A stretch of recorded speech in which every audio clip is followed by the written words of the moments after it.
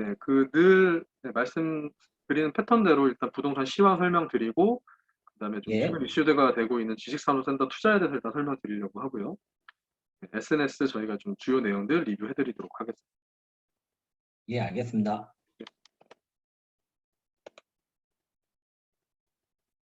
화면 혹시 넘어갔나요? 안 넘어가는데요. 아, 넘어갔나요? 이제 넘어왔습니다. 아, 예, 예. 그 이제 지난달까지는 거의 소비 심리 지수 위주로 제가 좀 설명을 드렸는데, 어, 특히 최근에 워낙 이제 우리나라 부동산 시장에 대해서 다들 뭐 관심이 뭐 많으실 수밖에 없는 상황이다 보니까, 이런 특히 가장 주목도가 높은 아파트 가격 동향을 가장 최근 데이터로 좀 설명을 드리려고 합니다. 특징적으로 말씀을 드리면, 보시다시피 이제 매매 가격이 0.01% 하락을 했고요. 전세 가격 마찬가지로 하락을 기록했습니다. 이 숫자가 중요하다기보다는 하락했다라는 사실 자체가 되게 중요한데요. 그렇죠. 방향이 이제 바뀐 게 네, 이제 기록이 이 됐습니다. 방향이 바뀔 것이냐 말 것이냐, 그 예, 어떤 하락의 초입에 이제 막 진입을 했다. 지난 2년 5개월 동안 19년 8월이었나요? 그때 이후로 어, 매주, 그러니까 각 주로 다 따져봤을 때 계속 상승했던 장이었거든요. 2년 5개월이라고 하면 총 128주인가 그럴 겁니다. 근데 이제 드디어 숫자적으로는 하락이라는 시그널을 일단 보여줬다.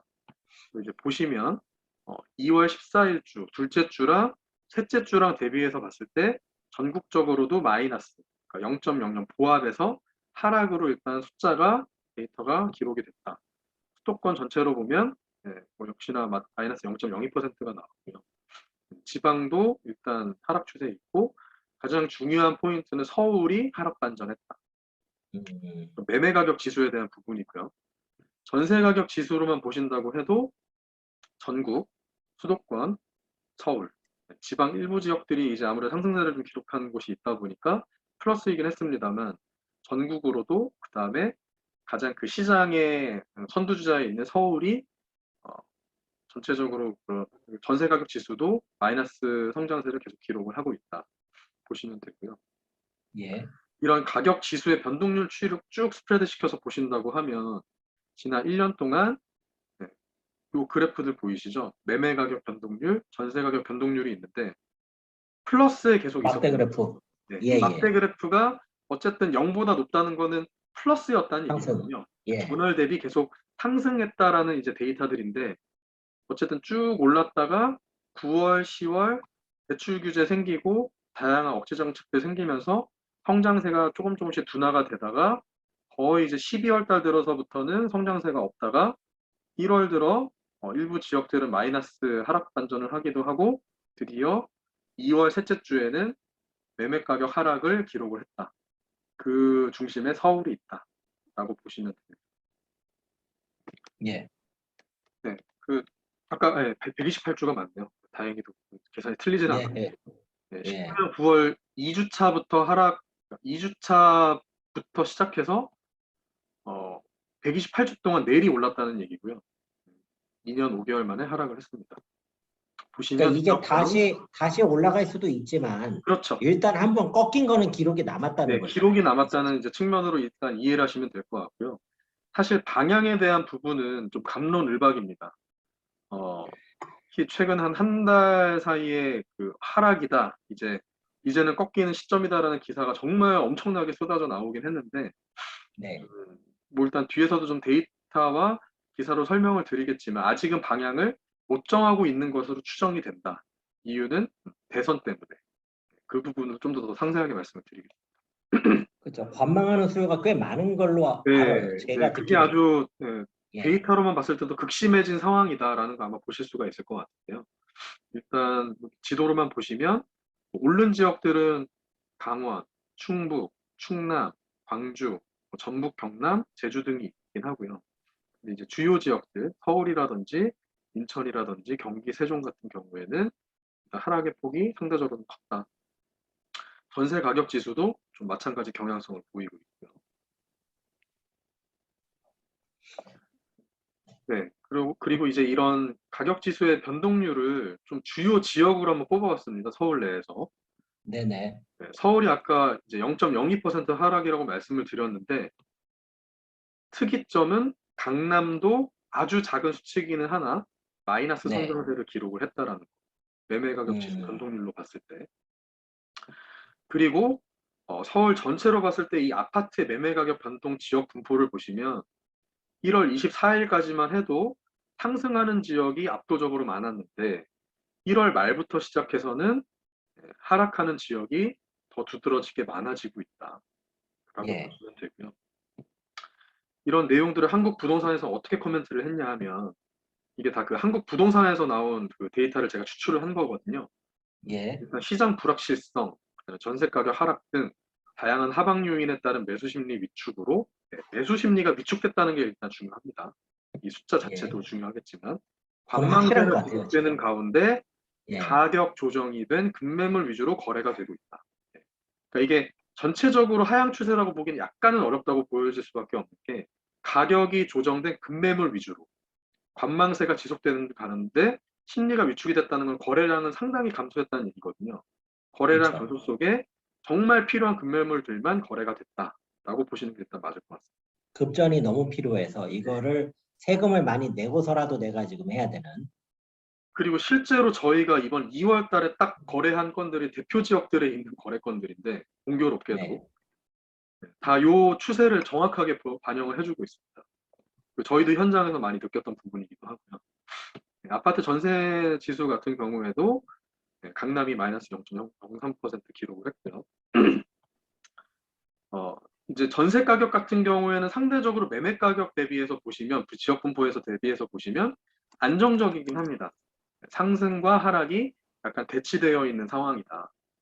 그러니까 이 부분도 주목을 좀 해보셔야 될 것 같은 게, 어차피 네. 우리나라 이제 시장이라는 게 특히 아파트 시장은 전세 가격이 선행하는 경우가 대부분이거든요. 이 전세 그럼요. 가격의 전세 어떤 가격이 바로미터예요, 한국. 네, 그래서 이제 요 지역 분포의 추이도 어떻게 보면 이게 어디가 내려가냐 올라가냐에 따라서 사실은 가격의 방향이 정해질 수도 있다고 보실 수 있을 것 같고 지금은 대치 상태다. 그렇기 때문에 매매 가격에서 이런 하락 포인트가 많아지고 있긴 하나 분포로 봤을 때 네, 아직은 완전한 하향 추세라고 보기는 조금 어려운 상황이다라고 보시는 게 맞을 것 같고요. 그러니까 그 시즈널리티로만 봤을 때도 일단 방학 이사 수요가 일단 마무리가 됐고요. 네. 더군다나 전세 대출 금리에 대한 부담도 상당히 이제 높아지고 있습니다. 그게 너무 지난달에도 큰 것 말씀을 같아요, 지금. 드렸지만 오히려 이제 예. 반전세, 월세 금액이 더 싼 경우도 있어요. 대출 금리는 5%가 넘어가는데 이제 이런 부분들이 아무래도 전체적인 시장에 영향을 주고 있고요. 일단 문의는 감소하는 게 맞습니다. 그리고 하락세도 분명히 있고요. 네. 그리고 이제 좀 지역별로 좀 쪼개서 봐야 될 것 같긴 한 게 신규 입주 물량이 있거나 아니면 고가 단지 위주로 하락을 좀 하고 있습니다. 음, 네, 그 앞에 말씀드렸던 대표적인 사례라고 말씀을 드릴 수가 있는 게 여기 그 저희가 이미 3달째 계속 말씀드렸던 그 거래건이 드디어 이제 만료가 됐습니다. 중계 그림. 예, 중계 예, 그린이라고 그 노원구 중계동에 있는 대표적인 예, 단지거든요. 예, 한 예. 3,500세대 정도가 되고요. 여기가 정말 중소형 아파트에 가장 서민들이 선호하는 그런 지역이기도 합니다. 금액 다 딱 포함해서. 좋아요, 이런 데가. 네. 예, 그래서 이제 원래 그 작년 10월까지만 해도 호가가 7억이 넘어갔었거든요. 근데 저희가 11월 달에 매물을 받았을 때 그나마도 좀 이게 약간 그 매물의 그 내부 상태가 아무래도 약간 좀 그 레벨이 레벨 다운된 매물이다 보니까 6억 7천으로 처음에 저희가 내놨었는데 그 뒤로 한 달이 지나고 나서 6억 3천으로 다운을 하게 됐고요. 네. 결과적으로 2월 설날이 끝나자마자 바로 거래가 됐는데 6억 원에 거래가 됐습니다. 그래도 6억에 했네요. 그 예, 호가 대비해서는 거의 뭐 시장가 대비 1억이 빠진 게 맞기는 한데 이게 빠졌다고 좀 보기는 어렵고 요건 같은 경우에는 매물 처리가 3월 달까지 무조건 됐어야 되는 매물이었거든요. 네, 그래서 금매군요. 이런 예, 급매물이라고 볼 수밖에 없죠. 이런 매물들. 근데 이제 시장에서 만약에 요 거래가가 찍혔을 때, 아, 그러면 시장이 이제는 6억 이하로 내려오는 시장이다라고 보기는 아직은 어렵다. 요 그렇죠. 하나의 매물만 갖고는. 그렇죠. 금매니까요. 네. 그리고 전세도 마찬가지입니다. 딱 이 서초동에 있는 저희 사무실 바로 위에 있는 아파트인데요. 네, 11억에 호가를 내놨다가 결과적으로 9억에 최종 거래가 완료가 됐습니다. 예, 예. 2억 정도 빠진 거죠, 호가 대비해서 보면. 음, 이렇게 이 경우에도 요 어쨌든 임대인 분이 2월 말까지 요 금액이 들어오지 않으면 투자했던 물건이 날아가는 상황이어서 아, 그래서 겨우겨우 맞췄어요. 거의 살 예, 예. 떨려가는 서로가 다. 수고하셨습니다. 네, 예, 뭐 어차피 뭐 저희가 현장에 있기 때문에 이제 그런 것들을 다 대응은 해드리고 있는데 예, 이게 정말 그 거래를 하셔야 되는 뭐 매도자 아니 뭐 임대인 뭐 어쨌든 뭐 매수자든 뭐 임차인이든 뭐 마찬가지 상황일 수도 있겠지만 최근 한 2, 3개월은 매도자와 또 임대인 입장에서 상당히 좀 심리적으로 불안할 수밖에 없는 시장이었다. 굉장히 살 떨리시겠는데요. 네. 그리고 이제 요건 저희가 대표적으로 말씀드린 건이지만 이미 저희가 의뢰를 받아서 진행했던 한 4-5건 정도가 다 이런 비슷한 경향성이 있습니다. 다 결과적으로는 최소 뭐 몇천만 원에서 한 1, 2억 정도의 금액을 낮춰서 거래를 할 수밖에 없었다. 근데 그런 것들이 정상적인 거래라기보다는 한쪽이 막힘으로 인해서 이쪽을 무조건 풀어야 거래가 동시에 일어날 수밖에 없는 거래건이다 보니까 예, 급하게 진행이 될 수밖에 없었다고 보시는 것 같고. 네, 그 매달 공유해드렸던 소비심리 지수도 일단 한번 짚고 넘어갈게요. 보시면 네, 이제 어차피 데이터는 한 달씩 늦기 때문에 매달 그 차월 15일에 발표되는 데이터를 일단 제가 보여드리는 거고요. 그냥 경향성을 보시는 게 맞다고 생각을 합니다. 어차피 이게 부동산이라는 게 결국은 또 이제 센티멘트가 워낙 중요하다 보니까 이 앞에 그런 매매 가격이라든지 뭐 지역 분포라든지 이런 실질적인 팩터 데이터도 중요하지만 이런 심리가 어떻게 움직이는지도 꼭 봐야 된다고 일단 생각을 하고 있고요. 그런 측면에서도 일단 심리가 죽어가고 있는 건 맞는 것 같습니다. 예를 들면 색깔로 봤을 때 요 빨간색이랑 노란색이 이제 상승 추세에 있는 거고 네, 파란색이 보합 추세, 그다음에 이제 회색이 이제 하향 추세에 있는 거라고 하면 하향. 예, 노란색이 줄어들고 있고요. 네, 매매 시장 기준으로 전국으로 봤을 때, 그다음에 수도권으로 보면 회색이 조금씩 늘어가고 있죠. 근데 전체적으로 보면 일단 보합 국면은 맞습니다. 보합 국면.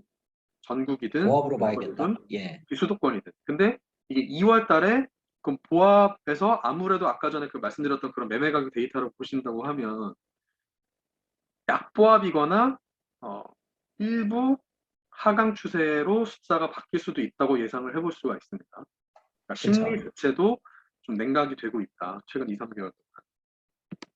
이거는 이런 현상은 일단 어떤 이 전세 시장에서 일단 보실 수가 있는데 하나 뭐 특징이라고 하면 예를 들어 지금 수도권 같은 경우에는 작은 숫자기는 하나 플러스 0.1% 상승을 하기도 했죠. 음, 전체적으로는 일단 뭐 마이너스 성장세를 기록하는 것이 전국이랑 비수도권인데 뭐 이렇게 색깔이 바뀌는 추세가 매매보다는 좀 덜 두드러지는 것 같습니다. 전체적으로 보시면 전세 시장은 심리상으로도 조금씩 안정화 추세에 있다. 이미 그 2월 예. 방학 끝나고 이사 시즌도 끝났고 그럼 이제 3, 4, 5월 다음 시장을 봐야 되는 상황이다라고 보시는 게 맞을 것 같고요. 그 이번엔 좀 제가 기사를 많이 발췌를 해왔습니다. 좀 다양한 기사들을 뭐 이미 뭐 다양한 포털 사이트나 뭐 다양한 뉴스를 통해서 보시긴 하셨을 텐데 그래도 한번 좀 다시 리뷰를 해보시면서 지금 시장이 네, 어떤지 같이 모니터링 한다는 개념으로 보시면 좋을 것 같고요. 일단 혼란스러운 시장이다라고 저는 말씀을 드리고 싶어요. 방향이 네네. 정해지지 않은 혼란스러운 시장이다. 예를 역대급인데요, 들면 지금 혼란하다. 정부에서는 강남 집값 드디어 하락했다. 3억 4천만 원이나 하락했다라고 얘기를 하고 있습니다. 근데 기다렸다는 듯이. 예. 오히려 전체 거래가는 평균이 138만 원이 올랐습니다. 음, 오른 곳과 초소형 빼고 12건이 집계가 됐다고 하는데 이제 통계에 대한 신뢰성이 좀 떨어질 수 있다. 이제 그런 이제 얘기가 있고요. 음, 그리고 이제 뭐 고가 워낙 이제 급격하게 올랐던 가격 대비해서 뭐 떨어진 지역이라기보다는 떨어진 일부 매물들이 있을 수 있습니다. 이게 사실 전체적으로 그래요. 떨어졌다라고 예, 얘기하는 거는 상당히 예. 좀 어렵다라고 저는 판단하고 싶고요. 사실 제일 째째하다. 중요하게 그죠? 주목해야 될 예, 부분은 거래량이라고 보고 있습니다. 거래량. 정말 저도 맞아요. 데이터로 그러니까 저도 이제 현장에 있으면서 느끼긴 했지만 이 정도 수준일까라고까지 느껴졌는데 서울 아파트 거래가 192건. 한 달 동안. 그러니까 4천 건이 거의 이제 평균에서 약간 미치거든요. 그러면 4천 건도 적어요, 서울. 그러니까 거의 4, 5천 건은 예. 돼야 되는데 200건도 안 됐다는 얘기는 20분의 수준이라는 얘기고 그러니까 완전 총급매물만 거래가 그러니까 됐다는 거래가 거잖아요. 그냥 안 됐다는 얘기나 예, 마찬가지거든요. 예, 예. 그야말로 거래 절벽이라는 말이 맞고요. 제가 말씀드리고 싶은 거는 사실 비정상적인 시장이다, 지금이. 그러니까 방향을 떠나서 그렇죠. 정상적인 시장은 절대 아니다. 왜냐하면 시장이라는 건 계속 거래가 일어나면서 어쨌든 가격의 어떤 흐름이 보이고 또 심리가 보이고 해야 되는데 지금은 그렇지가 않습니다. 그리고 심지어 거래량 데이터로만 보면 금융 위기 때보다 낮아졌다라고까지 얘기할 정도면 이거는 뭔가 다른 이유가 있는 거죠. 네, 그야말로 눈치 게임을 하고 있다고 볼 수밖에 없고요. 그 와중에 매매가 줄고 증여는 늘고 내 주변에 지금 상담해 주시거나 아니면은 결과적으로 이렇게 네, 뭐 결론을 내신 분들은 증여를 정말 많이 하십니다. 내가 양도세 내고 뭐 하면서 집 하나 날릴 바에는 증여한다. 매매도 필요 없다. 어차피 피 붙인 자식한테 준다. 대부분 이렇습니다. 다주택자분들은. 이제 이런 증여의 기회로들 많이 사용하고 계시고요. 지금의 어떤 이 시장 장세를 보시고 기사를 또 보시면 자 여기 불청약 이게 뭐 아니 불자가 아니라 그러니까 불나다의 그 불청약이죠. 네, 정말 파이어볼. 청약 시장은 네.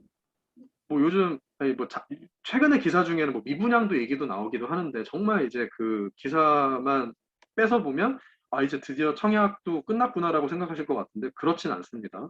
그럼 미분양이 나는 것들은 뭐 핵심적에서 많이 벗어난 곳들이 대부분인 것 그렇죠. 같고요. 아니, 물건 예. 자체가 되게 좀 메리트가 많이 떨어지거나. 특수 사례예요, 그거는. 네. 그러니까 여전히 청약은 다들 관심이 높습니다. 뭐 전국 평균 분양가가 일단 시세 대비해서 낮다는 게 당연히 큰 장점이고요. 공급이 안 되는 상황에서 일단 이거라도 한번 걸어보자라는 기대 심리는 당연히 커질 수밖에 없고요. 그래서 이제 양극화 속에서 청약 경쟁은 점점 더 치열해지고 있고 이런 것들이 계속 시장을 또 자극할 수도 있습니다. 근데 또 반대로 보시면 잔금 대출을 못 받아서 포기하는 경우가 많이 생기고 있는 건 맞습니다. 이 얘기 많더라고요. 9월, 8월 예. 이때 대출 규제를 강력하게 하다 보니까 잔금을 못 황당해요, 내서 정책이. 포기하는 경우가 좀 많이 생기고 있고요. 제 주변에도 한 분 이렇게 포기하시는 사례가 또 있었습니다. 그것도 되게 우수한 지역의 수도권에. 그러니까 그리고 분양 중도금이나 마지막 대금을 못 넣으면은 네, 그 자기 분양권을 가지고서 어떻게 전매를 할 수가 없이 없죠. 네, 그러니까 그 소유권 다음번 자체가 안 차선을 그냥 넘어가는 넘어오니까 거죠. 그냥 그 물건이 없어지는, 그러니까 본인한테는 없어지는 거고 그 생긴 물건이 보통 무순위 청약 같은 걸로 나와서 막 갑자기 이제 기사에 보시면 몇천 대의 무순위 뭐 청약 뭐 줍줍한다 뭐 이런 기사들 나오거든요. 뭐 로또 청약이라고 당연히 또 얘기를 하죠. 그냥 그러니까 이게 물량이 풀리는 참 거죠. 근데 많지는 않고 뭐 해봐야 몇 세대 정도, 네, 뭐 많아야 한 10세대 네, 이런 매물들이 풀리기는 하죠. 근데 이제 그런 케이스가 아, 늘어는 나고 있다. 빡빡하다 진짜. 네, 좀 많이 복잡합니다. 복잡하고 한국 시장이 혼란스럽고 그 현장에 있으면서 각 고객들을 대응하는 뭐 컨설팅을 하고 있는 제 입장에서도 네. 고민이 너무 느껴지고요.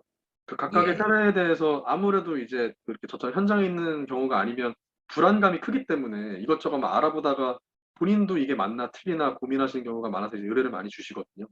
이제 그런 네. 부분들 저희가 다 이제 하나하나씩 상담도 해드리고 세무적으로도 일단 풀어드리고 있지만 모두가 전문가가 돼야 될 수밖에 없는 그런 시장으로 바뀌었습니다. 쉽게 집을 사고 팔 수가 없는 세금까지 다 알아야 되는 세무사만큼 세무사분도 모르시는 그런 시장이 되어가고 아, 있고요. 그 임대차 3법 이게 또 지금 올해 화두 중에 하나입니다. 그 그죠. 예를 들면 2018년 8월 달에 전세를 연장하신 분이 있다고 해볼게요. 그분 네. 같은 경우 2년 살았으면 2020년 8월 달에 그렇죠. 그때 이미 가격 상승 추세가 워낙 거셌기 때문에 네. 계약갱신 청구권을 처음으로 쓰고 2년을 연장을 그때 했었던 경우가 쓰셨겠죠. 예. 많습니다.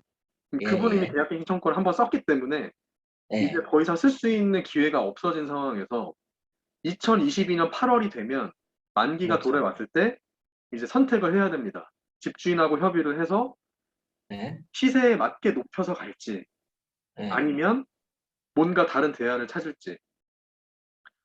그래서 이제 보시면 집주인도 이런 애가 타겠죠. 지금 4년을 기다렸으니.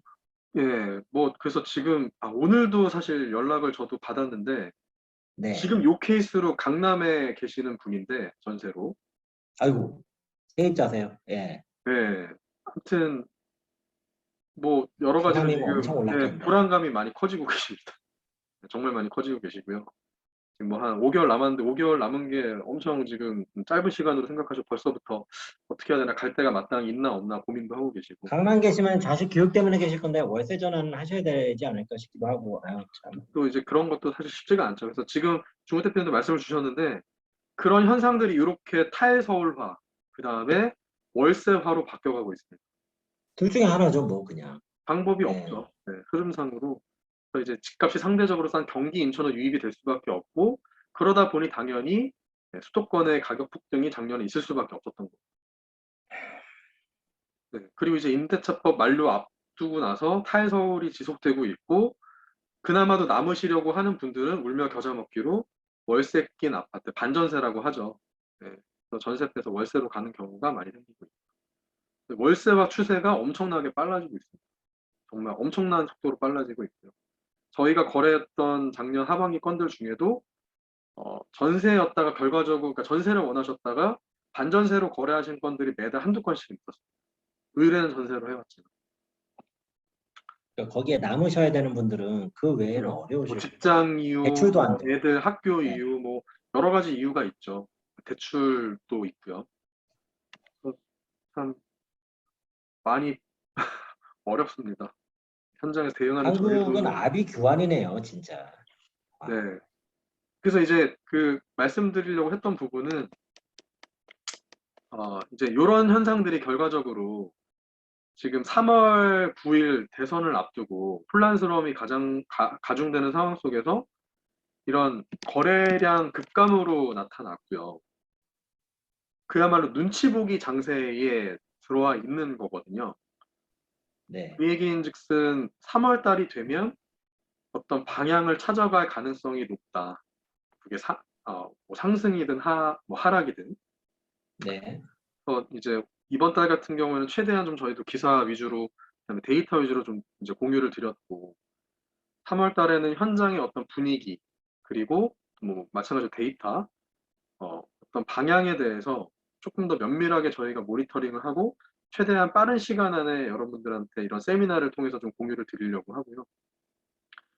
3월 달 그 세미나에 대해서 많이 주목해 주시면 감사할 것 같고 저희 쪽에서도 좀 준비를 많이 해볼 생각입니다. 그게 중요할 것 같습니다. 의사결정 하셔야 되는 분들 입장에서는 네. 시나리오별로 내가 어떤 옵션이 있는지를 일단 정리를 하셔야 돼요. 이럴 때는 네, 그런 이제 시나리오 가만히 계시면 플랜도 안 돼요. 이럴 때. 많이 네. 중요한 상황이다 네.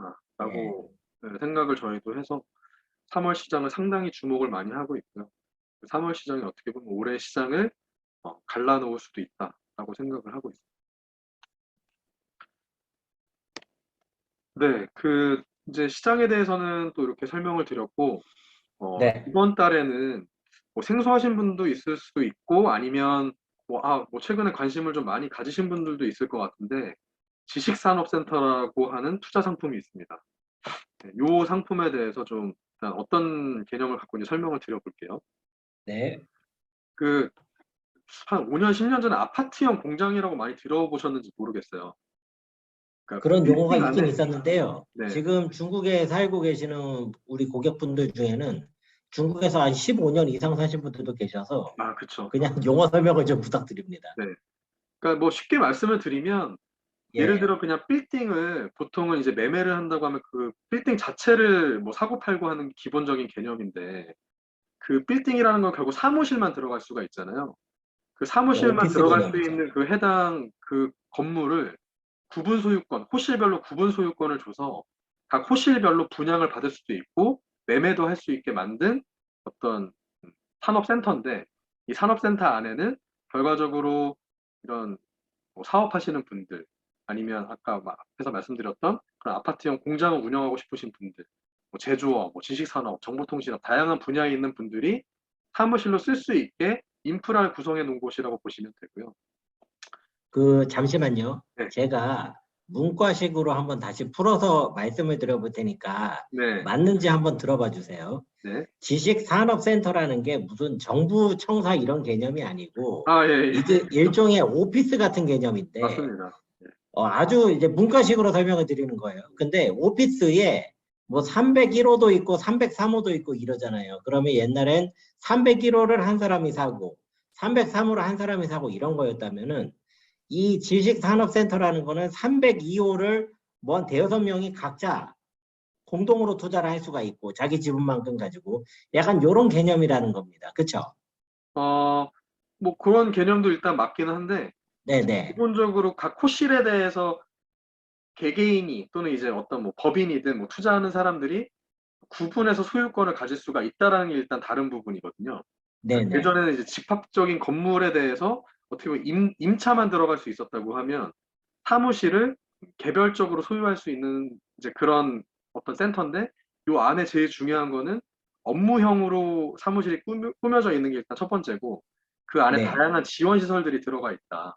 예를 들면 식당, 뭐 편의점, 뭐 심지어 이제 고급 센터 같은 경우에는 뭐 영화관 등등 다양한 인프라들이 일단 산업 기반을 통해서 이제 건설이 되다 보니까 요런 상품들이 최근에 투자 상품으로 각광을 받고 있는데 인프라도 인프라 사실 제일 중요한 거는 대출 규제에서 벗어나 있다라는 부분 때문에 굉장히 중요한 부분입니다. 네, 현 상황에선 대출 규제가 너무 중요해요. 네. 그래서 이런 부동산 규제에서 일단 벗어나 있고 주택수에 당연히 들어가지 않고 그리고 대부분이 수도권에 집중이 돼 있고 네. 그리고 뒤에도 설명을 드리겠습니다만 상대적으로 가격이 상당히 저렴하고 네.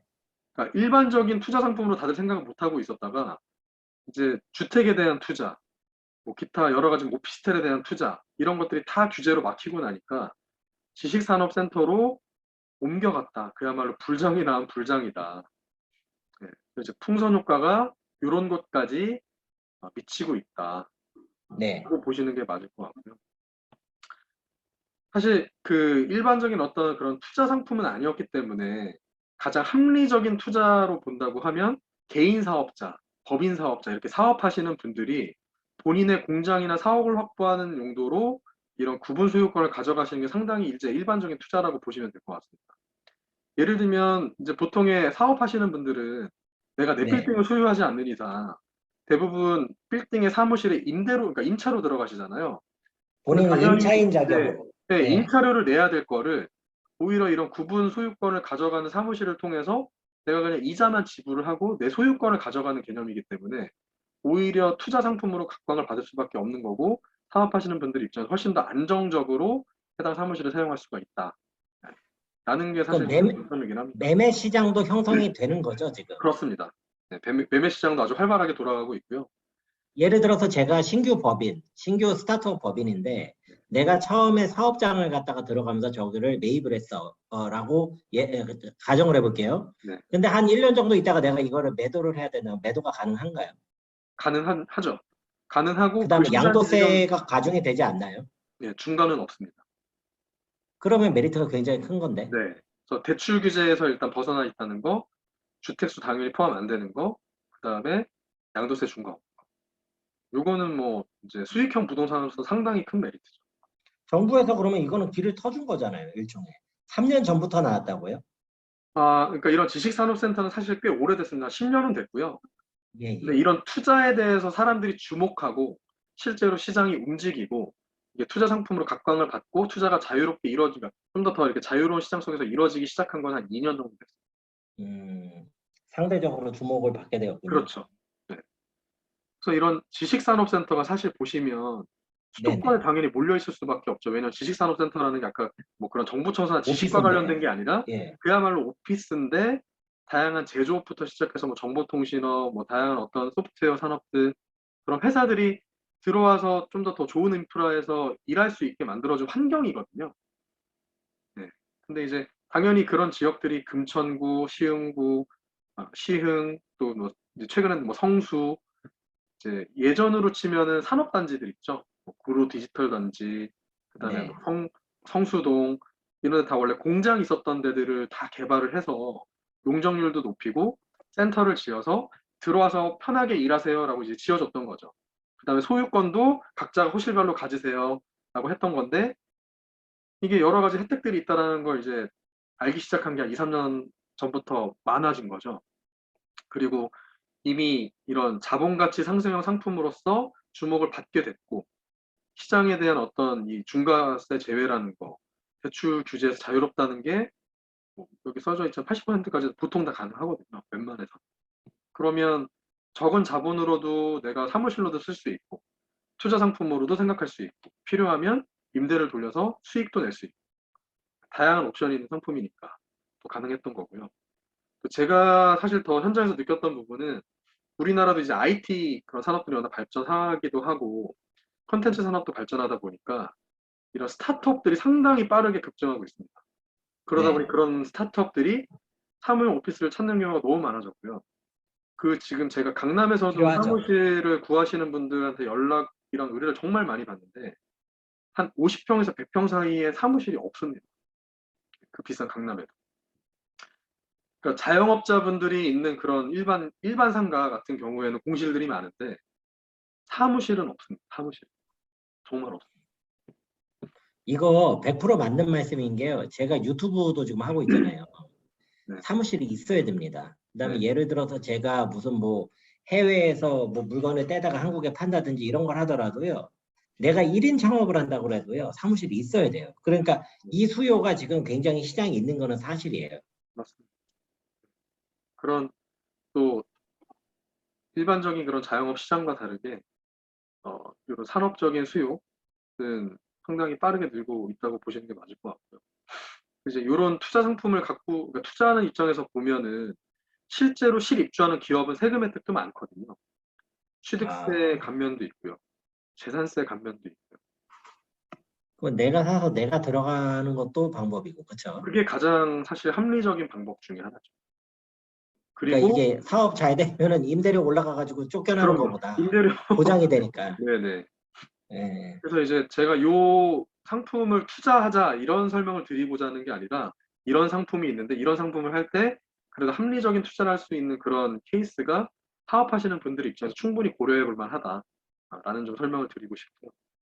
이미 투자하고 계신 분들 계실 겁니다. 네. 예, 그리고 이제 그럼에도 불구하고 좀 고려를 하셔야 될 부분은 교통 여건이라든지 그 센터의 규모라든지 그 어쨌든 이게 보통 그 공장지대나 그 산업이 많이 몰려 있는 곳들을 개발을 해서 올라가는 그런 형태이기 때문에 네. 수요가 실제로 있었던 곳이 맞는지, 그 다음에 해당 지역의 공급량이 혹시나 너무 많지는 않은지, 왜냐하면 이게 투자상들 워낙 각광을 받다 보니까 허가를 정부한테 얻기도 쉽고 건축 허가를 그래서 공급량이 급격하게 늘어난 지역들이 또 있거든요. 산업이 없음에도 불구하고 그래서 좀 신중하게 투자할 필요가 있다. 그래서 과잉 공급 지역은 피하고 임차 수요가 꾸준한 곳에 사실 투자를 하시는 게 맞습니다. 개인 사업자, 법인 사업자가 아니라고 하신다면 그렇죠. 임차가 잘 맞춰지지 않는 순간 그 80%의 대출만큼의 비용이 그냥 급증을 하는 거거든요. 투자하시는 분들 입장에서. 사무실 비워지면 골치 아파지죠. 네. 투자했는데. 한 1년 이상 비워지는 경우도 있고요. 요즘 같아서는. 그리고 아무래도 또 뭐 먹자골목이나 쇼핑센터처럼 모여 있는 경우에 시너지 효과가 이제 증가한다라는 부분도 이제 염두에 두시고요. 그리고 일부 산업센터 같은 경우는 불가능 업종도 있습니다. 산업단지냐 아니면 어떤 뭐 센터가 허가받은 목적이 뭐냐에 따라서 뭐 예를 들어 뭐 요런 업종들은 안 되는 경우가 있거든요. 요런 것도 예. 한번 참고를 해보셔야 될 것 같고. 그러니까 보통의 제조업, 정보통신산업, 그러니까 요즘 이제 각광받는 산업들은 대부분 다 입주가 가능한데 안 되는 경우도 있다. 이런 거는 일단 좀 주목을 해보셔야 될 것 같아요. 알겠습니다. 가격적인 부분으로 보신다고 하면 뭐 이게 좀 일 얘기는 하지만 성동구가 사실 최근에 가격이 정말 많이 올랐거든요. 음, 평당 뭐 16년, 17년 분양할 때 1,000만 원이었던 게 3배가 올랐죠. 3배가 올랐죠. 뭐 집값 상승 대비해서도 전혀 꿀리지 않습니다. 그리고 일단 이제 공급 물량은 확대되고 있는 건 정말 맞고요. 그래서 수익률이 상당히 빠르게 감소하고 있습니다. 그래도 아직 서울 경기권 같은 임차가 잘 맞춰지는 곳은 4, 5%가 유지되기도 한다. 4~5%면 큰데요. 그 반전세 돌리거나 아니면 꼬마 예. 빌딩 투자하는 경우에 2에서 4% 넘기기 힘들거든요. 특히 꼬마 빌딩은 요즘 거의 2% 서울 수도권 넘기기, 그러니까 서울 같은 게 2% 넘기기 힘들고요. 저는 수도권도 3% 정말, 놓고 따지는데. 네, 예. 수도권도 정말 좋은데 잘 골라야 한 3에서 4%? 음, 근데 이제 한 4에서 5%가 유지가 된다는 건 상당히 좀 메리트가 있는 투자는 맞습니다. 근데 이것도 말씀드렸다시피 공실률이 낮은 곳을 잘 선정을 해야 된다. 그래야 안정적인 수익이 확보가 가능하다라고 설명을 드릴 수 있을 것 같고요. 네, 시간이 벌써 40분이 넘었네요. 빠르게 진행하겠습니다. 네네. SNS 리뷰 부분에서는 저희가 그 모아타운이라는 요 좀 키워드로 좀 설명을 드리려고 하고요. 간단히 설명을 드리면 가로주택 정비 사업에서 어떻게 보면 소규모로 재개발과 재건축을 할 수 있게 서울시에서 조금 더 정책을 그러니까 패스트 트랙을 할 수 있는 그런 정책을 마련을 했다. 그래서 보시면 뭐 다른 건 이제 구체적으로 보실 필요는 없을 것 같고요. 절차상의 차이로만 본다고 하면 원래의 그 재건축 정비 사업 대비해서 평균이 10년인데 한 2, 3년 정도 줄이겠다. 그러니까 실제로 이렇게 걸린다는 얘기는 아닙니다. 그 기존의 정비 사업들도 평균이 10년이라고 하지만 대부분은 10년이 무조건 넘고요. 뭐 20년, 30년 되니까 20년 넘었는데도 안 되는 데도 있죠.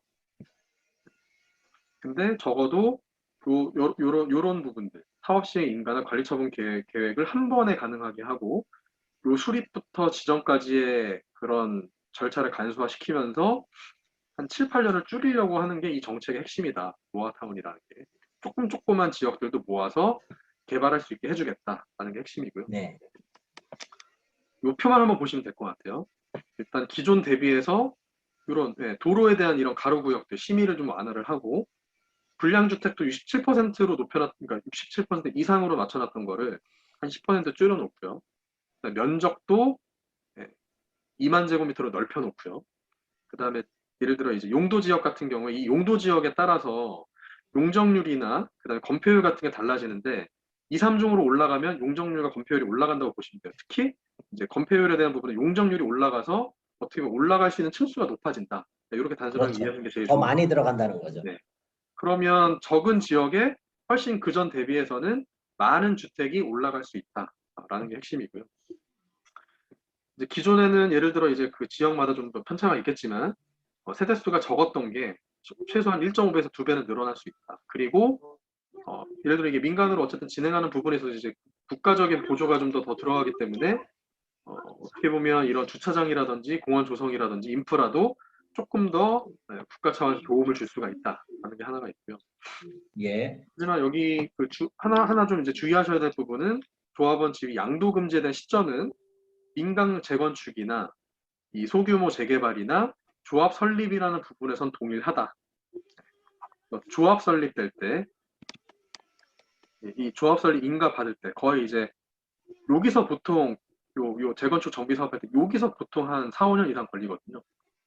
네. 요게 이제 설정이 되고 나면 이 뒤에부터 또 한 4, 5년이 걸리는데 요 기간 동안에는 아무것도 못한다. 양도 못한다. 그런 얘기죠.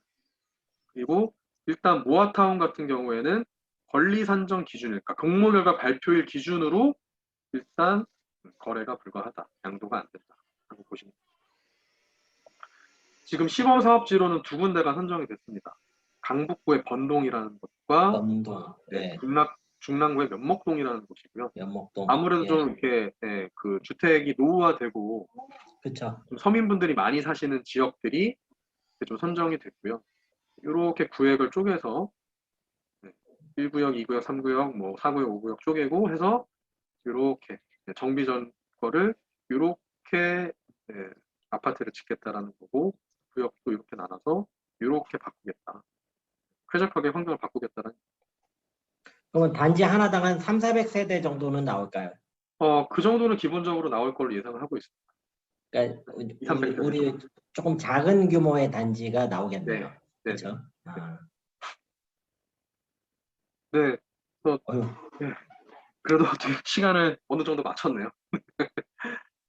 네, 감사합니다. 일단 서울 오피스 쪽에 한국 오피스 쪽에 일단 발표 내용 공유 드렸고요. 뭐 아까 앞에도 말씀드렸습니다만 그 2월까지 시장은 어떻게 보면 좀 그 시장이 냉각된 상태에서 서로 뭐 매수자, 매도자, 임대인, 임차인 다 관망하면서 시장의 방향성을 모색하는 시기라고 보시는 게 맞을 것 같고 앞으로 3, 4, 5월 달에 시장의 변동성에 사실 좀 대비들을 많이 하셔야 될 것 같기는 해요. 정말 누가 또 이 대통령이 되느냐, 또 그 된 대통령의 그 산하의 정부가 어떤 정책들을 펼치느냐, 그리고 그에 따른 세금적인 부분들은 어떻게 세팅이 되느냐, 집이 있으신 분도 없으신 분도 일단 많으신 분도 뭐 임대인도 임차인도 다 이게 시장이 지금 모든 걸 대기하고 있는 상황이기 때문에 그 방향이 한번 정해지면 되게 빠르게 시장이 바뀌어 나갈 수도 있거든요. 네, 그런 부분들 저희 쪽에서는 최대한 빠르게 모니터링하고 이런 그 저희 정기 세미나를 통해서 시장에 기민하게 대응할 수 있게 시나리오 플랜을 최대한 많이 짜서 공유를 드리도록 하겠습니다. 예, 네, 감사합니다. 마치겠습니다. 저희 그 중국 쪽에 계시는 고객분들도 한국의 부동산 자산을 가지고 계신 분들이 되게 많으세요. 그래서 지금 뭐 이게 어떻게 돌아가는 거냐 되게 궁금해 하시니까 혹시 네. 개인적으로 좀 질문하거나 컨설팅 요청 드리면 예, 뭐 언제나 그러셨지만 좀 네. 이렇게 친절하게 잘 좀 설명 좀 부탁드리겠습니다. 네, 뭐 진짜 늘 말씀드리지만 시간에 어떤 구애받지 마시고 편하게 언제든 뭐 메신저나 뭐 전화나 뭐 이런 화상이나 다 가능하니까 문의 주시면 감사하겠습니다. 그렇다고 막 새벽 2, 3시에 연락 주시고 이런 분은 또 안 계시니까 근데 저희도 이제 그러니까 상식적인 뭐 선에서 미국에 네. 계시는 분하고 얘기하다 보면은 뭐 그런 저 경우도 미국은 그러겠다. 네. 네, 알겠습니다. 뭐 다 제거 가능하니까요. 할게요, 이제. 네, 예, 알겠습니다. 말이 길어지네. 네, 예. 네, 예, 안녕하세요. 중국 오피스의 배덕형입니다. 네, 중국 2월 달 준비한 자료를 시작을 하겠습니다. 전체 포맷은 항상 비슷하고요. 중국 거시경제 현황을 먼저 보신 다음에 주요 도시별 부동산 가격 추이를 보실게요. 그리고 기타 내용 이런 순으로 진행을 하겠습니다. 네, 늘 소개드리는 제 개인 소개고요. 하나 말씀드릴 게 이제 차코페페라는 유튜브 채널을 제가 지금 운영을 하고 있잖아요. 그런데 최근에 또 구독자 수가 좀 꽤 늘었습니다. 그래서 굉장히 감사하다 이런 말씀 좀 드리겠고요. 자, 첫 번째로 중국 거시경제 현황을 먼저 보시겠습니다. 거시경제 현황에서 뭘 보셔야 되냐면요. 이게 왜 중요하냐면 이렇습니다. 중국이 경제가 점점 커지잖아요. 그러면 이거는 먹을 파이가 점점 늘어난다는 뜻이거든요. 이게 파이가 늘어나면서 그 안에서 먹고 사는 사람들이 계속 생겨나는 겁니다. 이 사람들이 생겨나면은 그 사람들 중에 집이 있는 사람은 더 좋은 집으로 가고 싶을 거고 그 사람들 중에 집이 없는 사람은 집을 사고 싶을 거고 이런 수요가 계속 생겨나는 거예요. 그러니까 이게 맞물려 있거든요. 그래서 거시경제 현황을 먼저 보실게요. 이게 거시경제 현황을 보는 방법이 여러 가지가 있습니다. 여러 가지가 있는데 대표적으로 GDP 성장률을 갖다가 보고 있고요. 중국의 GDP 성장률을 추정하는 방법이 굉장히 다양한데요. 지금 저처럼 추정을 하는 사람은 제가 알기로는 대한민국에는 없습니다. 제 의견 한번 드릴게요. 얼마 전에 중국의 29개의 지방정부가 성급 행정단이라고 불러요. 중국말로는 샹펀. 그 성급 행정단위가 있는데 여기가 총 31개가 있습니다. 그런데 이제 텐진하고 지린 2개를 빼고는 나머지가 다 올해 2022년 계획을 발표를 했어요. 그래서 이거를 가지고 이제 쭉 나래비를 세워본 겁니다. 보시면은 이제 2021년 작년도 연초의 목표하고 작년도 결과, 그 다음에 올해 지금 연초니까 올해의 목표 이런 순입니다. 여기 1번부터 29번까지 순서는요. 올해 목표가 높은 순으로 정리를 한 거예요. 자, 보시면 일단은 좀 주목을 하실 게 여기 제가 주황색으로 표시한 부분 있죠. 상하이, 광동, 장수 이런 데, 총칭 이런 데 이런 주황색으로 표시를 한 데는요. 경제 규모가 굉장히 큰 데입니다. 지방정부 중에서도 경제가 굉장히 큰 그런 지방정부예요. 근데 보시면 올해 목표가 전부 다 5.5% 혹은 5% 수준입니다. 제일 낮습니다. 그러니까 성장에 대해서 굉장히 보수적으로 보고 있는 거예요. 또 하나는 이제 7번 후베이 같은 데 보실게요. 코로나의 진원지로 주목이 되었던 우한이 이 후베이라는 곳의 어떤 캐피탈이죠. 이 성의 어떤 수도인데 자 보시면은 작년에 10% 이상 경제 성장률을 달성하겠다라고 하고 12.9%라는 뭐 경이적인 성장률을 달성을 했습니다. 그래서 뭐 이거는 뭐 전무후무한 전국적으로 뭐 기록을 찍어버렸습니다. 가지고 이런 좀 특이 사항도 있었습니다. 그럼 좀 구체적으로 봐보실게요. 자 일단 중국 지방정부들의 올해 2022년도 GDP 목표를 다 평균을 내보면은요, 6.4%가 나옵니다. 그리고 여기에 중간값이 어디냐면은요, 6.5%가 나옵니다. 한 6.5% 정도를 예상을 하고 있는 거예요. 연간 그 성장률을. 자, 그래서 지방 정부별로 어떤 데는 5%, 어떤 데는 5.5% 이런 식으로 지금 예상을 하고 있는데 그 분포를 봤더니 5.5%를 예상하는 지방 정부가 가장 많습니다. 한 28% 정도 되고요. 여기에 뭐 광동이라든지 샨동이라든지 이런 경제 체급이 큰 지방 정부가 다 여기 들어가 있습니다. 반면 이제 뭐 6.5%하고 7% 정도를 보는 이런 지방 정부들도 있는데요. 이런 지방 정부의 특징은 이제 경제 체급이 그렇게 크지는 않습니다. 그러니까 좀 늘려나가기가 조금 더 좋은 측면도 있고 늘어나봤자 전체적으로 큰 영향이 없다는 뭐 이런 좀 한계도 있습니다. 이렇게 한번 보실게요. 29개의 지방정부 중에서 80% 이상, 83%가요. 21년도 대비 22년도의 목표를 하향 조정합니다. 목표하고 목표만 놓고 보면은 목표를 하향 조정한 지방정부가 훨씬 많다. 자, 이게 첫 번째 포인트고요. 또 하나는 작년도 21년도에 결과가 있겠죠. 결과하고 올해 목표를 가지고 비교를 해봤더니 결과 대비 목표를 낮춰 잡은 데가 86%. 그러니까 거의 대다수입니다. 거의 90%예요. 자, 그리고 좀 특이한 이제 지방정부가 어디냐면은河南,寧夏, 시장 이런 데는 2021년 결과보다 올해의 목표가 더 높아요. 그러니까 이거는 굉장히 지금 비상식적인 목표를 설정을 한 거라는 거를 캐치를 해주셔야 돼요. 허베이 이런 데 있잖아요. 이런 데도 뭐 거의 2021년 수준으로 가겠다라고 하는 건데 이게 왜 비상식적이냐면요. 2020년에 코로나가 터졌잖아요. 그러니까 19년에 가다 20년에 이렇게 떨어지는 거예요. 그렇기 때문에 21년도는 19년 수준만 유지해도 성장률이 높게 나옵니다. 이거를 이제 전문 용어로 기저효과라고 부르거든요. 그러면 2021년에 이게 회복이 됐으니까 2022년도는 성장률이 떨어져야 정상이거든요. 그런데 이런 지방정부들은 이거를 더 높게 설정을 했단 말입니다. 물론 그렇게 체급이 큰 친구들은 아니지만 여기에서 일하는 사람들도 굉장히 공부를 많이 한 사람들이거든요. 그래서 이거를 아무리 합리적으로 이해하려고 해도 이해할 수 있는 딱 하나밖에 없습니다. 정부 투자가 많이 계획되어 있는 것을 고려했다고 밖에 볼 수가 없습니다. 그러니까 그런 어떤 키워드도 여기서 좀 읽을 필요가 있어요. 자, 그러면 제가 어떤 이 지방 정부들의 목표를 가지고선 2022년 올해의 중국의 경제에 대해서 큰 방향을 한번 잡아보려면요. 긍정적인 요인이 있고요. 부정적인 요인이 있는데 두 개를 같이 봐보겠습니다. 자, 긍정적인 요인은 뭐냐면요. 21년도 초에 작년도에 29개 지방정부의 목표 평균이 7.1%였거든요.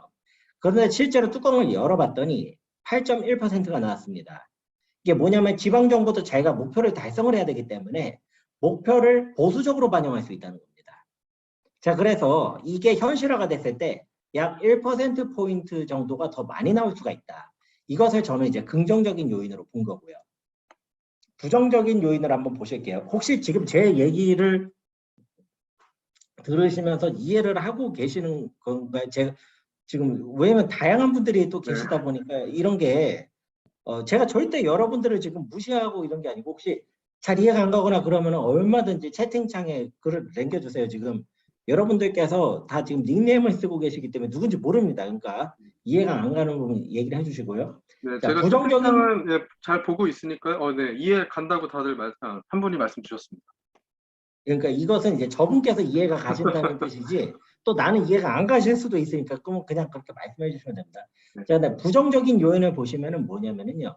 29개의 지방 정부 중에서 목표를 달성한 데가 80%예요. 그러면 나머지 20%는 목표를 미달했다는 얘기잖아요. 자, 그러면 이거를 어떤 리스크로 보자는 관점인 겁니다. 그러니까 목표치가 100이면은 나는 모르겠고 80만 달성한다고 보자. 이런 식의 관점으로 보자는 거예요. 자, 그러면 이것을 이제 부정적인 요인으로 보면은요. 지금 이제 올해 2022년도가 한 6.5%를 전국적으로 지금 가지고 있으니까 여기에 80%를 적용을 하면 한 5.2%가 나옵니다. 그리고 여기다 1%포인트를 더 더하면 7.5%가 나오거든요. 이 정도 레인지 안에서 움직일 것이다라고 제가 본다는 겁니다. 자, 그러면 이것을 숫자로 환산을 해보면은 0.8조에서 1.2조 달러 정도의 파이가 새로 생겨난다는 뜻입니다. 작년 대비 0.8조에서 1.2조 달러 정도의 경제 체급이 더 생겨나야 돼요. 이 정도면 어느 정도 규모냐면요. 멕시코라는 나라 아시죠? 멕시코. 그 다음에 인도네시아, 동남아에서 제일 큰데, 그 다음에 네덜란드. 이런 국가의 전체 경제 GDP가 이 정도가 됩니다. 한 1조 달러 안팎이에요. 그래가지고 그 정도의 경제가 올해 새로 생겨날 것이다 라고 보는 거거든요.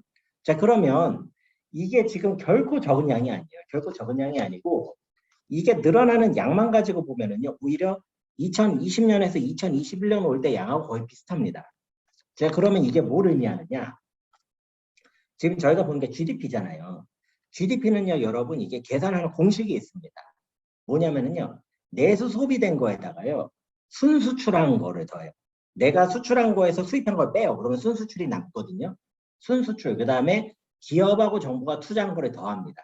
요거 세 개를 갖다가 더하면은 GDP가 나와요. 그러면 자, 지금 중국에서 0.8조에서 1.2조 달러가 늘어야 되잖아요. 그러면 요 세 항목 중에 뭐라도 늘어야 돼요. 셋이 다 늘 수도 있고 뭐라도 늘어야 되는데, 자 보세요. 내수 소비를 늘리고 싶어 하는 게 중국의 진짜로 수건 사업입니다. 근데 이게 올해 단기적으로 확 늘 수 있을까요? 이거는 어렵습니다. 이거는 장기적으로 천천히 올라갈 거예요. 그러니까 이거는 이제 내수 소비는 2022년에 확 오르기는 어렵다라고 보는 거고요.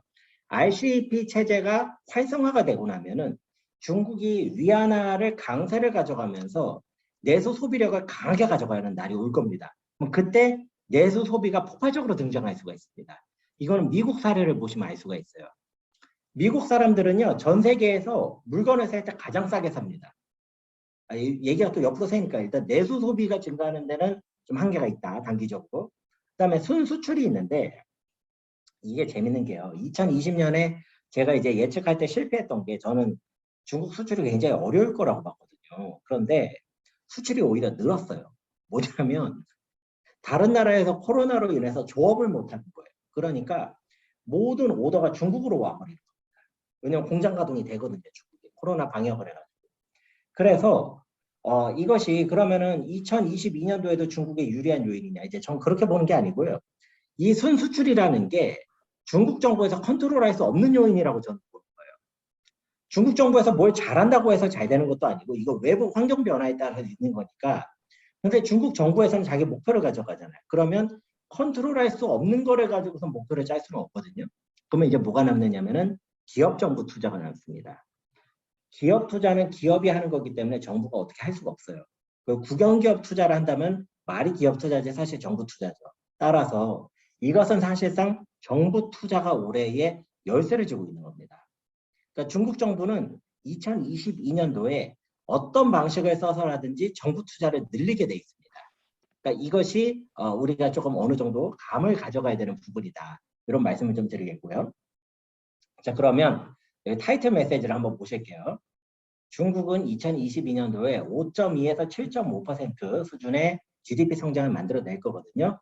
자, 그럼 우리 투자하는 사람 입장에서는 뭘 보셔야 되냐면 이게 지금 보물찾기 형국입니다. 아주 쉽게 말씀드리면 뭐냐면요.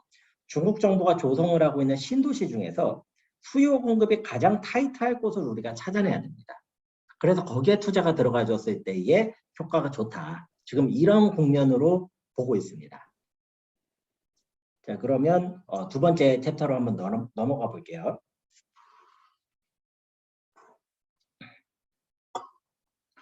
자, 주요 도시별 부동산 가격 추이인데요.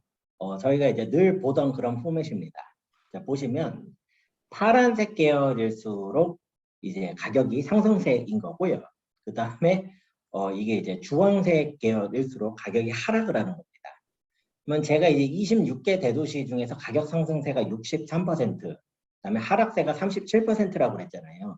지난달에 가격 상승세가 61%였거든요. 그러니까 가격 상승을 하는 도시가 많아지고 있어요. 근데 이제 일부 우리나라 이제 애널리스트나 이런 분들이 보는 거하고 제가 보는 게 좀 차이가 어디 있냐면 그분들은 70개 대도시를 가지고 보세요. 70개 대도시. 70개 대도시를 가지고 보시면 무슨 일이 생기냐면요. 핫바리 도시들이 많이 들어갑니다. 그 해당 도시 사시는 분들한테는 좀 죄송하지만 데이터에 잡음이 껴요. 그러니까 제가 늘 강조하는 건 뭐냐면 우리가 어차피 투자를 할 때 이상한 무슨 시골에 있는 작은 도시에 투자할 일이 없거든요. 그러니까 저희가 투자하는 진짜 중국 대도시는요. 20대 대도시 안에 들어가야 됩니다. 그런데 26개 대도시를 보는 게 정상에서 맥스라고 보거든요. 아무튼 이런 게 있고요. 자, 보시면 베이징 한번 보실게요. 12월에 하락세로 전환을 했습니다. 요새 서울 가격과 좀 비슷하죠, 한국. 1월 달에 하락세가 이어졌습니다. 자, 그런데 2월에 다시 소폭 상승세로 변했죠. 이건 뭐냐면요. 전형적인 보합세입니다. 올라갔다 내려갔다 요게 보합세입니다. 그래서 한쪽으로 축 떨어지지가 않는 이상 올라가거나 떨어지지 않는 이런 거를 보합세라고 하고요. 두 번째가 이제 난징을 한번 봐보실게요. 난징이 처음에 살짝 하락을 해서 보합세라고 생각을 했어요. 그런데 얘는 이제 베이징과 좀 다르죠. 하락세가 점점 커지고 있습니다. 그러니까 난징은 모양새만 놓고 보면 지금 이게 하락세가 점점 더 심해질 수 있는 그런 가능성이 있습니다. 자, 하나를 더 보실게요. 칭다오도 한번 봐보시겠습니다. 칭다오는 처음에 작년에 이미 한 3Q부터 하락세가 기록이 됐는데 하락세가 계속 이어지더니 현재 2월까지도 이어지고 있습니다. 칭다오가 지금 경쟁하고 있는 도시가 예를 들어서 뭐 닝보라든지요.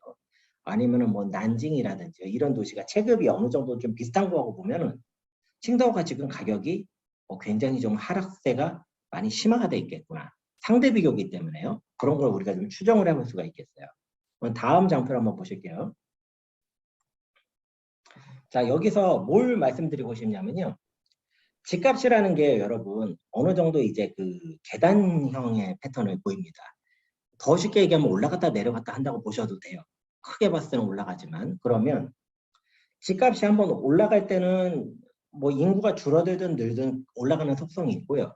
집값이 떨어질 때도 인구가 늘든 줄든 떨어지면 떨어지는 속성이 있습니다. 근데 문제는 뭐냐면 떨어질 때 어떤 애는 진짜로 떨어지는 애가 있고요. 어떤 애는 저평가가 되는 애들이 있습니다.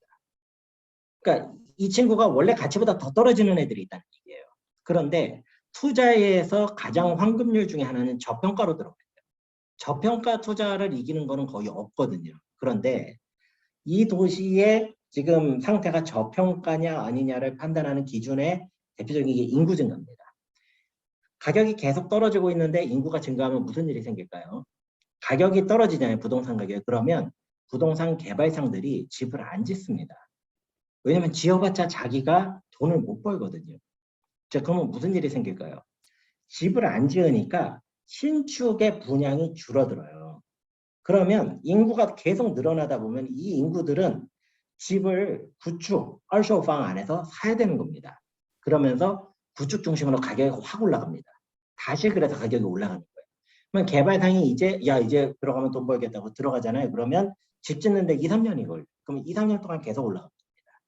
이게 가장 기본적인 패턴이고 시대의 나라를 막론하고 계속 반복이 되는 패턴이거든요. 그런데 그렇게 한번 보시면 지금 제가 8개 도시를 여러분에게 보여드리고 싶어요. 그런데 이거는 전부 다 지금 요 앞장에서 가격이 하락을 했던 그런 도시들입니다. 봐보실게요. 하얼빈 한번 봐보실게요. 하얼빈. 지금 인구가 이제 1000만 거의 간당간당 하고 있습니다. 인구가 하락 추세입니다. 하얼빈은. 인구가 하락을 하면서 가격도 떨어지고 있는 거고요. 켄진 진짜 가격 하락에 이제 거의 대명사가 돼버렸어요. 켄진은 지금 인구가 한 1,400만 명이 조금 안 되거든요. 켄진이. 근데 2015년도, 그러니까 7년 전에는요, 1,440만 명이었습니다. 그러니까 지금 인구가 거의 한 6, 70만 명이 감소를 한 거예요. 상주 인구 기준으로. 자, 반면 난징하고 칭다오는 가격은 하락하는데 인구가 계속 올라가고 있습니다. 그러니까 이런 도시라면은 조금 가격이 저평가되어 있을 가능성이 높다고 보는 겁니다. 또 봐보실게요. 옌타이하고 션양 봐보실게요. 옌타이는 사실상 거의 인구가 스테이 국면이에요. 스테이 국면이에요. 그 다음에 저양 같은 경우에도 거의 스테이다가 최근 1년에 조금 올랐습니다. 한 2, 30만 명 정도가 늘었어요. 난창 한번 봐보실게요. 난창도 아주 유명하게 그 가격 하락하는 동네인데 난창은 인구가 점진적으로 계속해서 증가하고 있습니다. 난창도 조금 주목할 필요가 있어요. 스자좌항이라고 여기 저기 시베이의 그 수도인데 스자장도 아주 유명하죠. 보십시오. 하락세가 뭐 어마어마하거든요. 근데 시자장도 보시면 인구가 점진적으로 늘고 있는 건 사실입니다. 다만 시자장 쪽에는 조금 구매력이 좀 딸릴 수는 있어요. 자, 그래서 이런 그 집값 데이터를 보실 때에도 여러 가지를 같이 보셔야 돼요. 떨어진다고 해서 안 들어간다. 올라간다고 해서 산다. 그러면 대중이 들어가는 거고 똑같이 들어갑니다. 그러니까 내가 그냥 거기에서 밑밥을 깔아주게 돼요. 대신에 나중에 대중하고 반대로 갈 수 있는 그런 시각을 키우셔야 되는데 그런 거에 어떤 그 참고하실 만한 자료들을 좀 넣어봤고요. 자, 세 번째로는 이제 기타 내용 제가 준비한 걸 하고 제 내용이 끝나면 Q&A 시간을 갖도록 하겠습니다. 요거는 이제 저희 회사 내부 자료예요. 그래서 좀 공개하기가 좀 창피하긴 한데 그 이제 말씀을 드릴게요. 투자 계약 이행률이라고 저희가 관리하는 지표가 있어요. 뭐냐면 RTI 상태에서 실투자까지 가는 비율입니다. 이제 RTI가 뭐냐? RTI가 뭐냐 그러면 Ready to Invest의 약자예요. 그러니까 RTI라는 건 뭐냐면 저희 고객이 저희를 통해서 투자를 하시는데 뭐 집 주세요, 뭐 새우깡 사듯이 이렇게 사는 게 아니잖아요. 자, 집을 투자를 하시려면 먼저 저희랑 가셔서 현지 답사를 하시고 비교도 해보고 그다음에 저게 좋을 것 같습니다. 그러면 저희가 이제 저희 그 팀이 그거를 받아가지고 가격 협의를 들어가요. 중국 가격 협의해서 사시는 거 아시죠? 그러면 가격 협의 들어가서 조건을 다 이제 망라를 해드려서 이제 개발상한테 우리가 거의 뭐 일주일 안에 지금 돈 집어넣고 계약하겠다 상태를 만드는 겁니다. 그거를 RTI라고 말해요. 이 땅 그러면 바로 투자가 들어가는 상태. 이거를 이제 옛날에는 저희가 이제 업계에서 빨대를 꽂는다고 그랬어요. 빨대를 딱 꽂아놔야지 이게 원화대가 빨린다 이러는 건데 이게 조금 어감이 안 좋더라고요. 이게 우리가 그래 다 배운 사람들인데 그래가지고 이제 요즘 RTI라는 용어를 쓰고 있습니다. 자, 근데 제가 이제 작년도 EQ에는 RTI를 10분이 하시면 그 중에 7분은 투자를 하셨습니다. 작년 3Q는 이제 거의 9분이 하셨고 작년 4Q에도 8분은 하셨어요. 근데 올해 1월에서 2월은 4분이 안 됩니다. 실제 이행을 하시는 게. 그러니까 뭐냐면 시장에 대해서 굉장히 지금 좀 불안하게 보신다는 뜻이에요. 이게. 이게 지금 내가 들어가도 되는 건가? ITI까지 갈 정도면 굉장히 고민 많이 하신 거거든요. 그런데 그것도 안 들어가시는 거예요. 지금 이제 이게 저희가 좀 확인이 되는 거고요. 자, 그러면 제가 이제 다시 한번 복습을 해보겠습니다. 쉽게 얘기해서 요 검은색으로 된 A 시장을 서울이라고 쳐볼게요. 그 다음에 빨간색으로 된 B 시장을 북경이라고 쳐볼게요. 그러면 서울하고 북경하고 부동산 시장이 흐름이 절대 똑같이 갈 수가 없습니다. 근데 부동산이라는 건 기본적으로 이런 어떤 계단형 곡선을 그려요. 그래서 올라갈 때 확 올라가고요. 맨 끝에 꺾이고 나면요 조금 떨어집니다. 조금 떨어지게 돼 있어요. 이때 사람들 많이 놀라세요. 쭉 떨어져서 거의 점진 하락 또는 그 정체기를 겪으시다가요. 또 때가 되면 다시 올라갑니다. 제가 아까 말씀드렸던 수요 공급이 이제 역전이 되면서 그러다가 또 같은 패턴이 일어나요. 그러니까 지금 왜 저희 그 해외 투자를 하시냐면요. 한국에서 하신다는 얘기는 요거 하나 가지고 하신다는 얘기예요. 그런데 이런 시장을 여러 개를 알고 계시는 분은 여기 고점에서 여기 저점으로 이동을 하십니다. 그래서 여기서 또 타세요. 그래서 여기 고점에서 여기 저점으로 또 이동하십니다. 이거를 몇 차례만 하시면 어마어마하게 자산이 증식이 됩니다. 그러니까 이게 지금 해외 투자를 하시는 분들의 기본 패턴이거든요. 자, 문제가 뭐냐면 제가 여기도 이제 표시를 요 꼭대기에다 안 하고 요 정도 거의 뭐 머리나 목 정도 찼을 때 말씀을 드리잖아요. 이거를 저희가 이상적으로 하려면은 맨 꼭대기에서 최저점으로 가야겠죠. 근데 그런 거는 현실적으로 불가능합니다. 그런 거를 예상을 할 수가 없어요. 그래서 투자를 하실 때에는 어떤 그 합리적인 판단에 대한 결정도 중요한데요. 이 합리적인 능력이 너무 강한 분들은요. 실제 마지막에 실행을 못 하세요. 제가 이거를 일관되게 봐왔습니다. 그래서 마지막 부분에는 어디서 승부가 나시냐면 동물적인 감각을 믿고서 행동을 해주시면 됩니다. 이런 부분들은 뭐 이미 투자를 많이 하신 분들은 이미 잘 아시는 내용이지만 최근에 제가 이제 해외 투자를 처음 하시는 분들도 많이 뵙다 보니까 그런 부분들을 좀 말씀을 드리고 싶었어요. 자, 그러면 조금 원론적인 얘기를 제가 한번 말씀을 드려보겠습니다. 우리가 그 종잣돈이라고 하는 거 있잖아요. 영어로 시드머니거든요. 영어를 그대로 옮겨온 것 같아요. 종잣돈이라는 말로. 자, 그런데 이 시드머니가 없으면은요, 투자 자체가 불가능합니다. 그래서 저도 그렇고요. 한국에 계시는 저기 배정현 대표님도 마찬가지고요. 혹은 제가 알고 지내는 모든 다른 투자자분들도 사실상 패턴은 비슷하신 게 젊었을 때 먹을 거 좀 덜 먹고 입을 거 좀 덜 입어가지고 돈을 악착같이 모으신 다음에 그걸로 시드머니를 만드셔서 투자를 하시는 거예요. 이거를 막 대출을 받아가지고 하고 이러는 게 아니고요. 첫 돈은 완전히 자기가 단단하게 모아야 됩니다. 그 시드머니를 모아야 되는데 이 시드머니를 모으는 게 이 부동산 자산 투자에서는 어떤 그 엔트리피예요. 입장료예요. 이게 없으면 아예 입장을 못해요. 문제가 뭐냐면 입장을 하신 다음에 게임의 룰이 변합니다. 시드머니 만드실 때의 룰이 그대로 가는 게 아니고 한번 입장을 하시면 이게 게임의 룰이 변해요. 그거를 조금 말씀드리고 싶어요. 시드머니를 모으실 때는요. 아주 성실하게 일을 하셔야 되고 근검 절약을 하시는 것 외에는 답이 없습니다. 이게 시드머니를 모을 때의 룰이에요. 게임의 룰이에요. 무리한 대출을 하시면 안 되고요. 그런데 그러다 보니까 이 근검 절약이라는 말은요. 쉽게 얘기해서 내가 지출하는 돈이죠. 나가는 돈의 효율을 극대화하는 과정이라고 보셔야 돼요. 예를 들어서 뭐 할 때 가격도 더 따져보고 아니야 더 싼 데가 있을 거야. 이런 식의 습관을 만드시는 거예요. 그래야지 시드머니가 모입니다.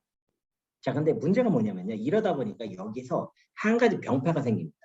돈 나가는 거에 대해서 극도로 두려워하시는 거예요. 그래서 투자를 하는 행위가 소비하는 행위하고 비슷하게 느껴지거든요. 처음 하실 때는. 왜냐면 내 돈이 밖으로 나가잖아요. 그러면 시드머니를 모으면서 생겨난 어떤 습관이 있으세요. 이 습관이 뭐냐면 나가는 돈을 무조건 가장 저렴한 가격으로 하고 싶은 거예요. 자, 그래서 거기서 타이밍을 놓치게 됩니다.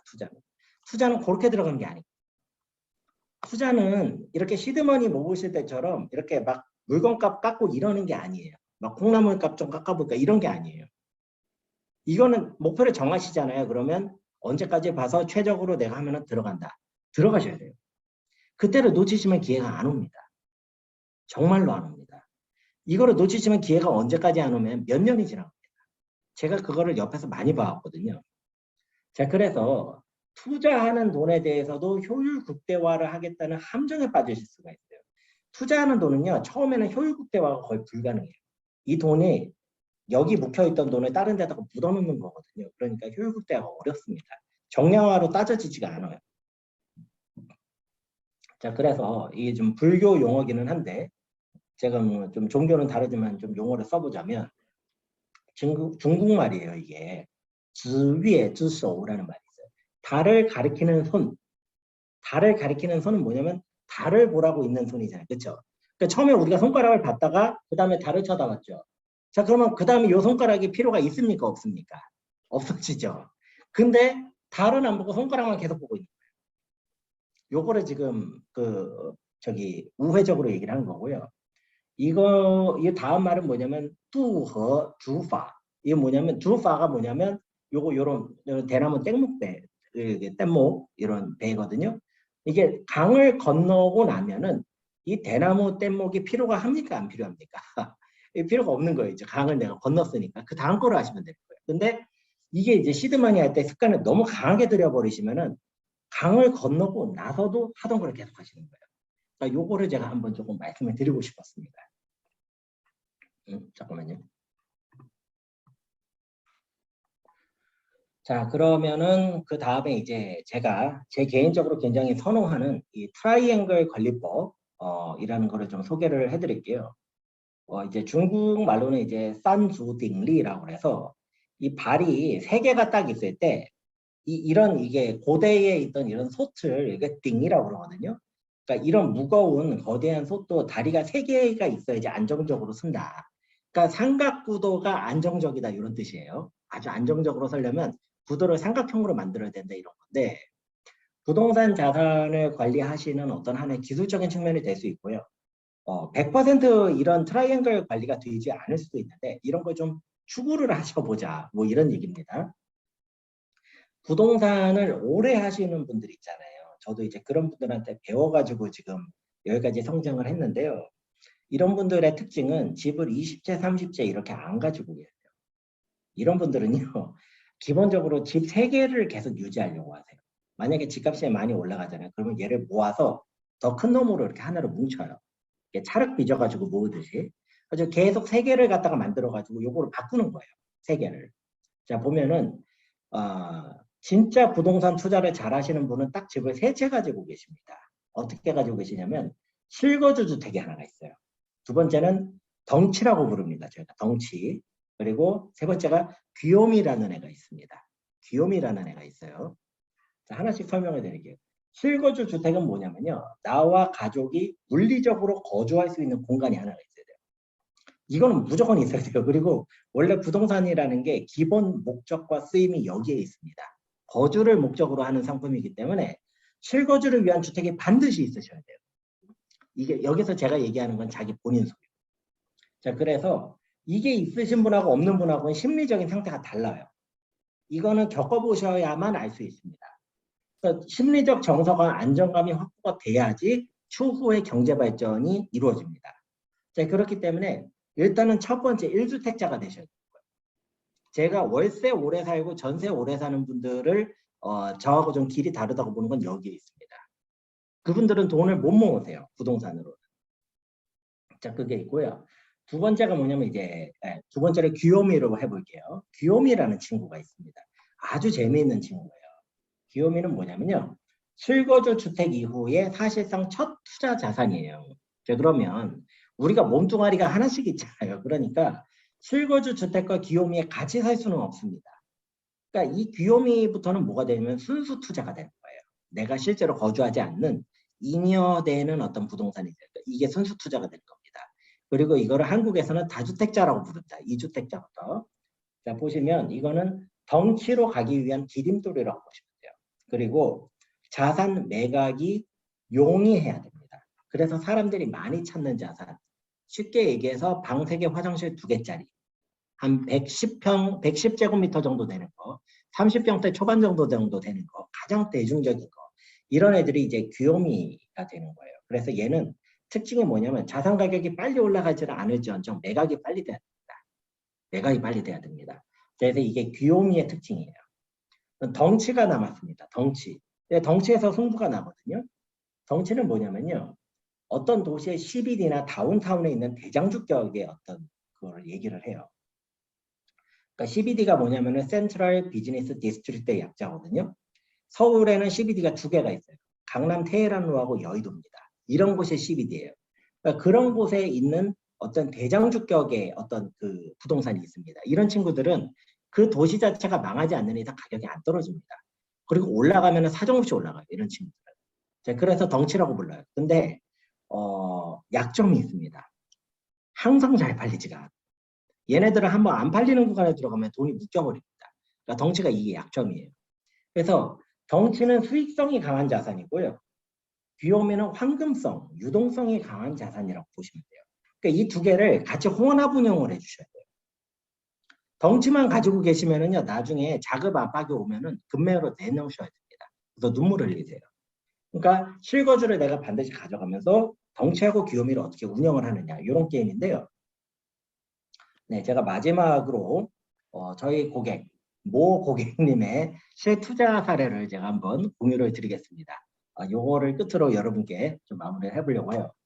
이분이 이제 저한테 이게 이런 거를 배우신 적은 당연히 없으시고요. 그냥 본인이 본능적으로 하신 건데 이상하게 본능적으로 하시면 다 이렇게 가시더라고요. 자, 보시면 이분이 이제 북경이었나? 그러니까 이제 일선도시에 거주를 하시는데 처음에 주재 생활을 하셨었어요. 그래서 주재 생활을 02년인가 3년부터 하셨던 걸로 알아요. 제가 여기서 이제 회색으로 표시가 된 거 있죠. 지금 06년에서 21년까지 있는데 회색으로 표시가 된 부분이 이분이 실거주를 하신 그런 집이 되겠습니다. 그 다음에 맨 밑에는 이분의 자산 총액이 제가 다 합계가 돼 있어요. 자, 보면은 07년도에 이분의 자산은, 부동산 자산은 2.6억 정도입니다. 자, 여기서 뭐냐면 위에 있는 게는 RMB, 이제 만 RMB예요. 173만 RMB. 그리고 당시 환율로 하면은 2.6억 원, 우리나라 이런 거예요. 그러니까 이분은 2.6억에서 현 21년에 한 37억까지 이게 지금 늘어나신 거예요. 그런데 이게 트라이앵글을 통해 가지고 이게 달성이 되는 겁니다. 자, 어떻게 하는지 한번 보여드릴게요. 맨 위에 있는 요 한 칸은요, 이분이 임대로 거주하신 거죠. 본인이 임차인으로 월세 내고 사셨던 데예요. 그 다음에 자산 1, 2, 3, 4는 모두 다 이분이 가지고 계셨던 그런 소유를 하셨던 자산입니다. 한번 봐보실게요. 주재 생활을 하시는 동안에는 회사에서 주택비를 보조를 해주신 거예요. 그러니까 없었는데 이분이 봐서 07년도에 한 2.6억짜리 자산을 하나를 매입을 하십니다. 중국 일선 도시에다가요. 115제곱미터짜리 방세개짜리를 매입을 하세요. 그래서 어떻게 되냐면 09년도에 이분이 회사를 나오셨어요. 그러면서 에이, 내가 여기서 나왔으니까 이제 실거주로 가겠다고 여기로 오신 거예요. 원래 회사에서 해주던 주택에서 본인이 소유하신 대로 이렇게 옮기신 겁니다. 그러니까 그 전까지는 얘가 귀요미였는데 이제 실거주가 된 거예요. 이 주택이. 요 개념 이해되시죠? 자, 근데 회사 지원할 때는 크고 좋은 집에서 사시다가 115로 오시면 조금 타이트한 느낌이 들거든요. 그러니까 그때 바짝 이제 좋으시는 거죠. 온 가족이 다 오히려 이제 위기의식을 가지고선 돈을 모으신 겁니다. 그래서 무슨 일이 생기냐면요. 2012년도에 이분이 한국 돈으로 할게요. 제가 7억 2천짜리를 팔고 10억 9천짜리로 이사를 가십니다. 같은 도시에 있는 거예요. 그래서 요거를 팔고 여기로 이사를 하셔서 여전히 실거주 1주택으로 가는 거예요. 그러는데 요건 이제 148제곱미터짜리. 그러니까 거의 뭐 50평 가까이 되는 거죠. 자, 그럼 여기서 쭉 가십니다. 쭉 가시다가 무슨 일이 생기냐면요. 일단 위에 있는 것부터 해볼게요. 2017년도에 이분 자녀가 고등학교인가 중학교에 기숙사 학교를 가세요. 그래서 이분하고 아내분밖에 안 남은 거예요. 그러니까 이분이 어떤 선택을 하셨냐면 요거를 그대로 남겨놓고 덩치로 운영을 하시고 본인이 굉장히 싼 주택에 임차인으로 월세를 살기 시작하세요. 자, 그래서 여기서 나온 비용이 이거를 충당하고도 남으니까 캐시플로우가 생기는 거죠. 그래서 이제 이때부터 여기가 실거주가 되시고 기존에 사시던 일선도시 148제곱미터짜리가 덩치가 됩니다. 이 덩치가 계속 기하급수적으로 늘어나요, 이제. 자, 그 다음에 자산 3은 뭐냐면 이분이 16년도에 신일선 도시에 178제곱미터짜리, 이거 굉장히 큰 집이거든요. 이 집에 투자를 하십니다. 근데 신일선 도시에 초기에 스터디를 한 2, 3년 하셔가지고 2.3억이라는 적은 금액을 가지고 들어가세요. 근데 이게 지금 거의 뭐 지금 가격으로는 거의 8억 가까이 됩니다. 이게 가격이 올라갑니다. 얘가 덩치예요. 얘가 다운타운에 있는 데기 때문에 굉장히 좋은 위치에 있거든요. 그러니까 얘가 쫙 올라갑니다. 그래서 자산 2하고 자산 3가 둘이 쌍끌이로 쫙 나가는 거예요. 덩치 2마리로. 자, 그리고 이분이 이제 덩치가 위험하다는 걸 느끼신 거예요. 그래서 2018년도에 담보를 조금 끼우시고선 역시 신일선 도시에다가 요 덩치가 있는데 옆에다가 조금 귀엽게 귀요미로 120제곱미터짜리 집을 하나를 매입을 하세요.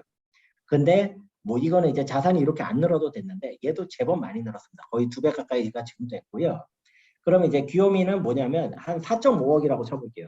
여차하면 이거는 팔아가지고 급전을 마련을 하셔야 될 거예요. 그러니까 그런 하시는 거죠. 그래서 현재는 이제 자산 가치를 다 더하면 37억. 그러니까 2022년도에는 조금 더 추가 상승하면 거의 40억 가까이가 되실 거예요.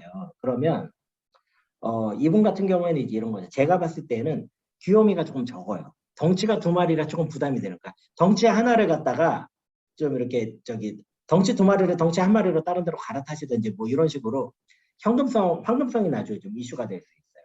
캐시플로우까지는 제가 지금 모르겠지만 개인 사정이라. 그래서 이런 게 실제 이제 트라이앵글 관리법을 실제로 활용을 하시는 그런 케이스다라고 제가 시간순으로 한번 설명을 드려봤습니다. 그리고 중국 오피스에서 이번 달 준비한 내용을 여기까지 하도록 하겠습니다. 들어주셔서 감사합니다.